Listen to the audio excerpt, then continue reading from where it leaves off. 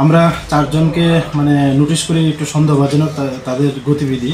তারপর আমরা চারজনকে ডিটেইন করি ওই স্পটে, আগরতলা রেল স্টেশনের যে মেইন গেট, প্ল্যাটফর্মের এন্ট্রি গেট।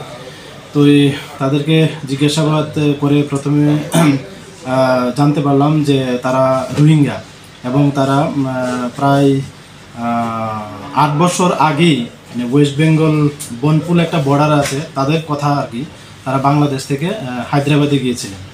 তো ওইখান থেকে তারা আবার এই দুই দিন আগে আবার এখানে এসেছিল, তারা বাংলাদেশ যাবে বলে এরকম বলেছে।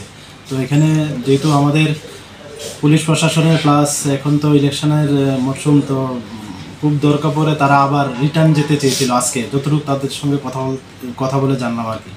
তো এই সময় আমরা তাদেরকে গ্রেপ্তার করেছি আর কি, এবং এই ইয়েতে আমরা একটা মামলা নিয়েছি আমাদের জিআরপি থানাতে। আজকে তাদেরকে কোর্টে ফরওয়ার্ড করবো। তাদের নাম হলো আব্দুল রশিদ, আর তাদের পিএস এমনি বলেছে মন্ডু, ডিস্ট্রিক্ট আইকুব মায়ানমারের। আর আব্দুল রশিদের বয়স 24, সবার একই বাড়ি। আরেকজন হলো এমডি ইউসুফ, ওর বয়স 23। আর 3 নম্বর যিনি আছেন উনি হলো এমডি হামিদ হোসেন, ওনারও 23 বছর। আর এই 3 জনই আছে।